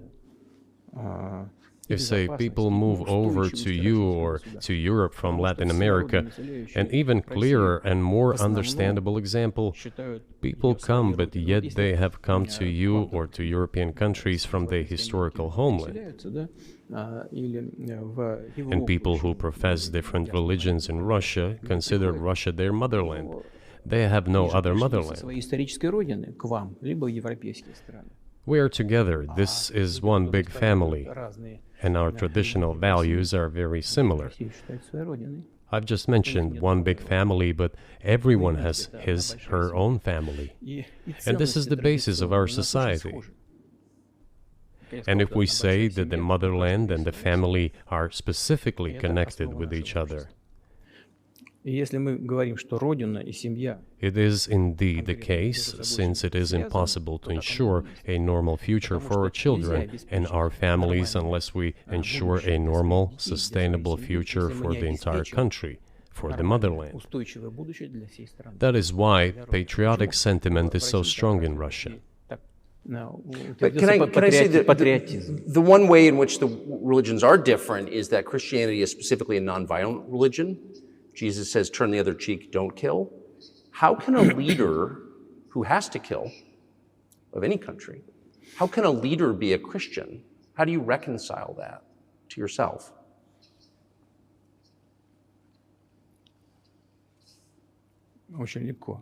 It is very easy when it comes to protecting oneself and one's family, one's homeland. We won't attack anyone. When did the developments in Ukraine start? Since the coup d'etat and the hostilities in Donbass began, that's when they started. And we're protecting our people, ourselves, our homeland, and our future. As for religion in general, you know, it's not about external manifestations. It's not about going to church every day or banging your head on the floor. It is in the heart. And our culture is so human-oriented. Dostoevsky, who was very well known in the West and the genius of Russian culture, Russian literature, spoke a lot about this, about the Russian soul.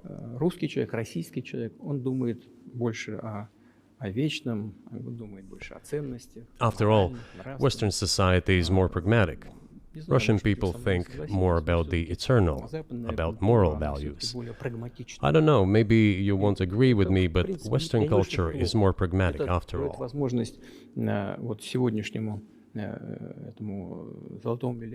I'm not saying this is bad. It makes it possible for today's golden billion to achieve good success in production, even in science and so on. There's nothing wrong with that.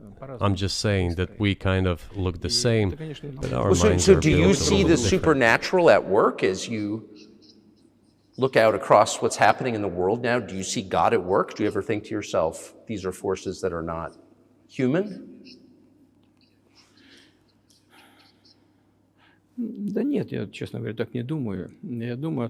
No, to be honest, I don't think so. My opinion is that the development of the world community is in accordance with the inherent laws, and those laws are what they are. It's always been this way in the history of mankind. Some nations and countries rose, became stronger and more numerous, and then left the international stage, losing the status they had accustomed to. There is probably no need for me to give examples, but we could start with the Genghis Khan and horde conquerors, the Golden Horde, and then end with the Roman Empire. It seems that there has never been anything like the Roman Empire in the history of mankind. Nevertheless, the potential of the barbarians gradually grew, as did their population. In general, the barbarians were getting stronger and began to develop economically, as we would say today. This eventually led to the collapse of the Roman Empire and the regime imposed by the Romans.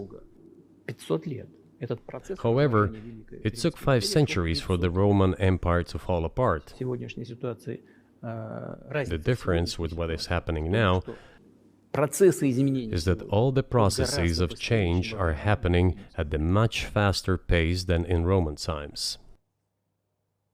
So when does the AI empire start, do you think? У меня всё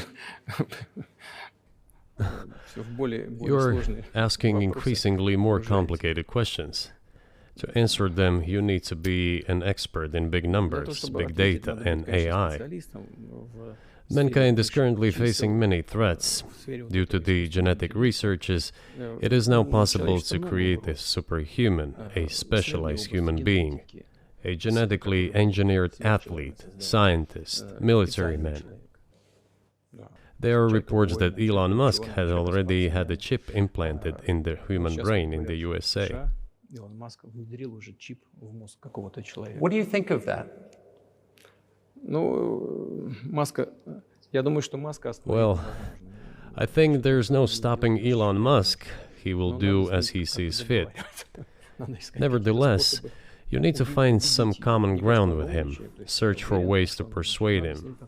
I think he's a smart person, I truly believe he is. So you need to reach an agreement with him because this process needs to be formalized and subjected to certain rules. Того, что будет происходить с ним в связи с развитием вот этих новейших исследований и технологий. В генетике, либо Humanity has to consider what is going to happen due to the newest development in genetics Поэтому or in AI. вот One тогда, can make an когда approximate человечество prediction of what will почувствовало happen. угрозу своему существованию от ядерного оружия, все начали обладатели ядерного Once оружия начали mankind между собой felt an договариваться. existential Потому что threat coming понимали, from что nuclear их weapons, неаккуратное применение all может nuclear привести nations began to come to terms with one another since they realized the negligent use of nuclear weaponry could drive humanity to extinction. Искусственного интеллекта, либо генетики, либо еще каких-то современных направлений, остановить которые невозможно. It is impossible to stop research in genetics or AI today, just as it was impossible to stop the use of gunpowder back in the day. Эти исследования все равно будут. Но когда человечество почувствует угрозу для себя, But as soon as we realize that the threat comes from unbridled and uncontrolled development of AI, or genetics, or any other field, the time will come to reach an international agreement on how to regulate these things. I appreciate all the time you've given us. I just got to ask you one last question, and that's about someone who's very famous in the United States, probably not here, Evan Gershkovich, who's the Wall Street Journal reporter. He's 32, and he's been in prison for almost a year. This is a huge story in the United States, and I just want to ask you directly, without getting into the details of it or your version of what happened, if as a sign of your decency, you would be willing to release him to us and we'll bring him back to the United States.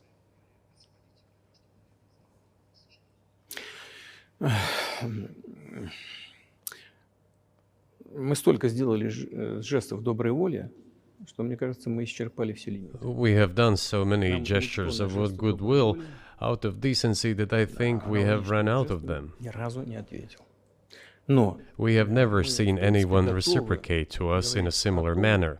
что мы However, in theory, we can say that we do not rule out that we can do не that исключаем того, что мы можем это if our сделать partners при take reciprocal steps. встречном движении со стороны наших When I talk about the partners, I first of all refer to special services. представителей специальных служб.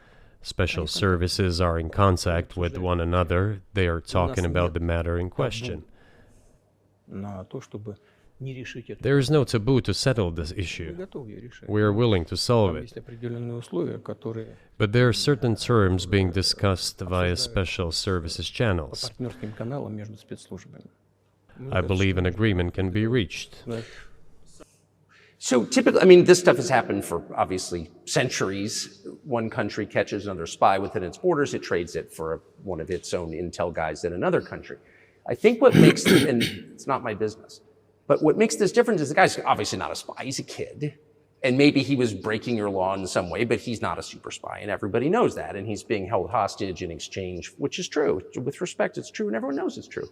So maybe he's in a different category maybe it's not fair to ask for somebody else in exchange for letting him out. Maybe it degrades Russia to do that. Вы знаете, можно как угодно говорить, что такое шпион, что не шпион. You know, you can give different interpretations to what constitutes a spy, but there are certain things provided by law. If person gets secret information and does that in conspiratorial manner, then this is qualified as espionage. And that is exactly what he was doing. He was receiving classified, confidential information, and he did it covertly. Maybe he did that out of carelessness or his own initiative.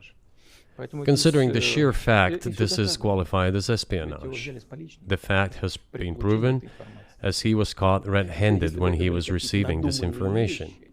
If it had been some far-fetched excuse, some fabrication, something not proven, it would have been a different story then. But he was caught red-handed when he was secretly getting confidential information. What is it then? But are you suggesting that he was working for the US government or NATO, or he was just a reporter who was given material he wasn't supposed to have? Those seem like very different things. Я не знаю, на кого он работал. Но повторяю еще раз. I don't know who he was working for, but I would like to reiterate that getting classified information in secret is called espionage, and he was working for the US Special Services, some other agencies. I don't think he was working for Monaco, as Monaco is hardly interested in getting that information. It is up to special services to come to an agreement. Some groundwork has been laid. There are people who, in our view, are not connected with special services. Let me tell you a story about a person serving a sentence in an allied country of the US. That person, due to patriotic sentiments, eliminated a bandit in one of the European capitals. During the events in the Caucasus, do you know what he was doing? I don't want to say that, but I will do it anyway. He was laying our soldiers, taken prisoner, on the road and then drove his car over their heads. What kind of person is that? Can he even be called human? But there was a patriot who eliminated him in one of the European capitals. Whether he did it of his own volition or not, that is a different question. Yeah, but Evan Gershkovich didn't do that. I mean, that's a completely different. I mean, this is a 32-year-old newspaper reporter. He committed something different. He's not just a journalist. I reiterate, he's a journalist who was secretly getting confidential information. Yes, it is different, but still, I'm talking about other people who are essentially controlled by the US authorities, wherever they are serving a sentence. There is an ongoing dialogue between the special services. This has to be resolved in a calm, responsible, and professional manner. They are keeping in touch, so let them do their work. I do not rule out that the person you refer to, Mr. Gershkovich, may return to his motherland. By the end of the day, it does not make any sense to keep him in prison in Russia. We want the US Special Services to think about how they can contribute to achieving the goals our special services are pursuing. We are ready to talk. Moreover, the talks are underway. And there have been many successful examples of these talks crowned with success.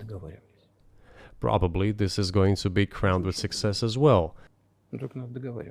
But we have to come to an agreement. I hope you let him out. Mr. President, thank you. I also want him to return to his homeland at last. I'm absolutely sincere.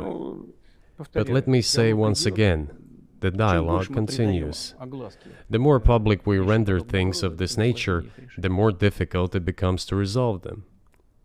Everything has to be done in calm manner. I wonder if that's true with the war, though. Also, I mean, I guess I want to ask one more question, which is, and maybe you don't want to say so for strategic reasons, but are you worried that what's happening in Ukraine could lead to something much larger and much more horrible? And how motivated are you just to call the U.S. government and say, let's come to terms?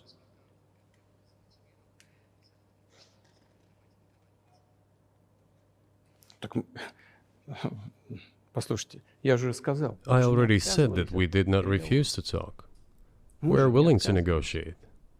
It is the Western side, and Ukraine is obviously a satellite state of the US. It is evident. I do not want you to take it as if I'm looking for a strong word or an insult, but we both understand what is happening.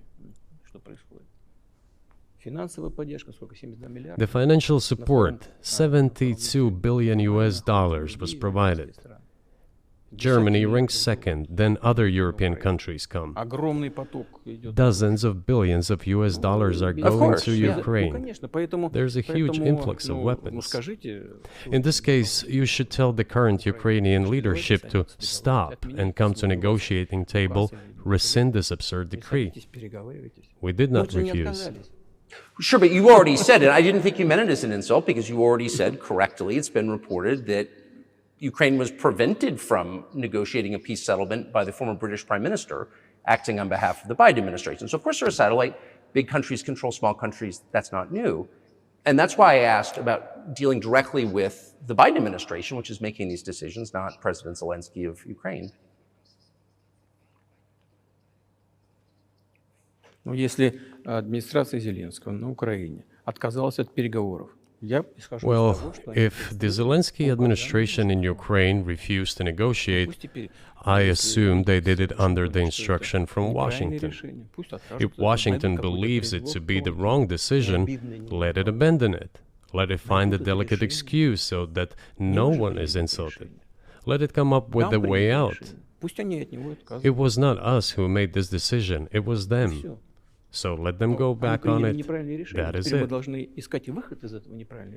However, they made the wrong decision, and now we have to look for a way out of the situation to correct their mistakes.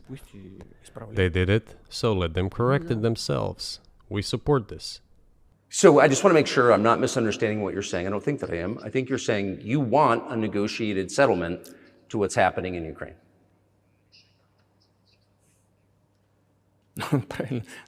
Right.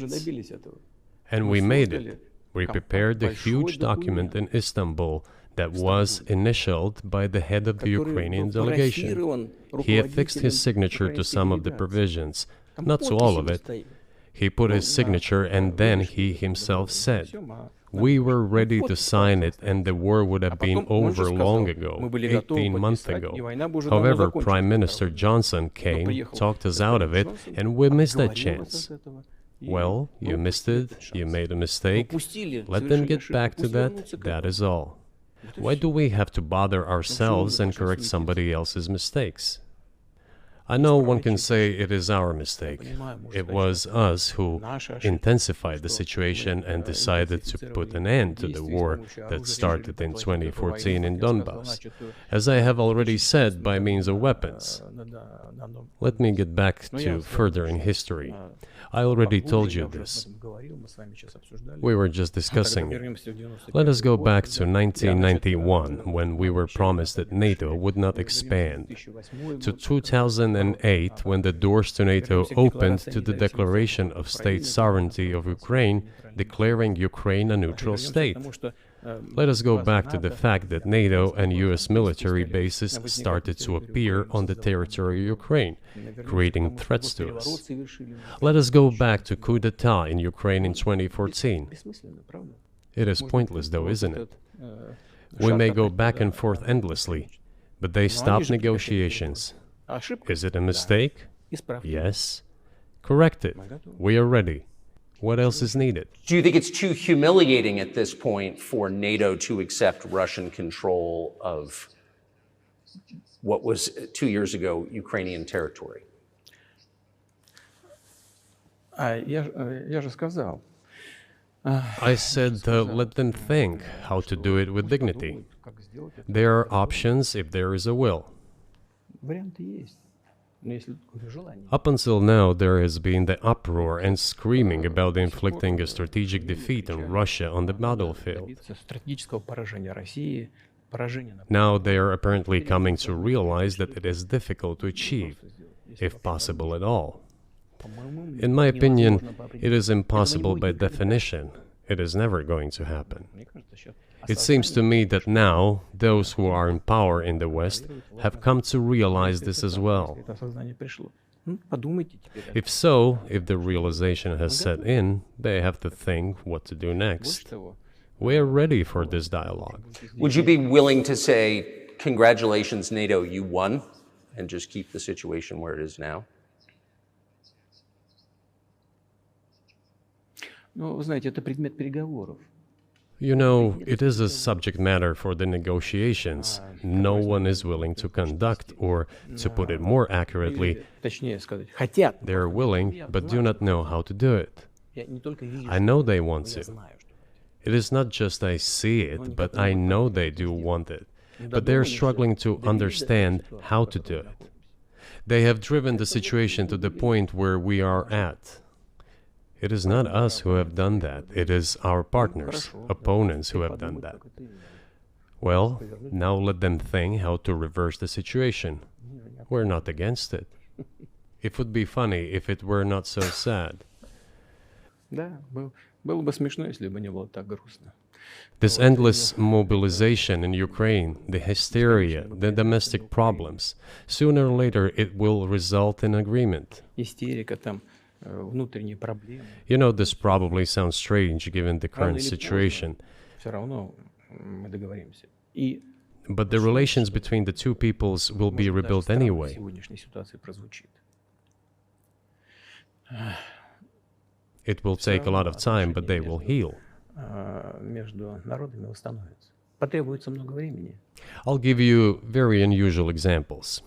Совсем приведу вам необычный пример. There is a combat encounter on the battlefield. Here's a specific example. Ukrainian soldiers got encircled. This is an example from real life. Украинская Our soldiers were shouting to them, "There is no chance. Surrender yourselves. Come out and you will be alive." Наши солдаты им кричат. Suddenly, the Ukrainian soldiers were screaming from there in Russian, perfect Russian, saying, Вдруг оттуда "Russians, do not surrender." на хорошем русском And all of them и perished. не сдаются. They still identified themselves as Russian. Они до сих пор русскими себя ощущают. В этом смысле то, что What is происходит, happening is, to a certain extent, an element of a civil war. и все Everyone думают, in the West thinks that the Russian people have been split by hostilities forever. что растащили No, одну they часть. will be reunited. Нет, The unity is still there. воссоединение произойдет. Оно никуда и не делось. Why are the Ukrainian authorities dismantling the Ukrainian Orthodox Church? Растаскивают русскую православную церковь. Because it brings together not only the territory, Объединяет не территорию. it brings together our souls. И никто No one will be able to separate the soul.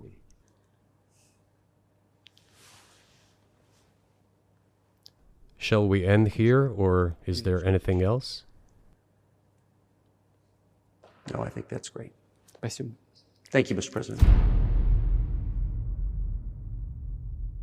Free speech is bigger than any one person or any one organization. Societies are defined by what they will not permit. What we're watching is the total inversion of virtue.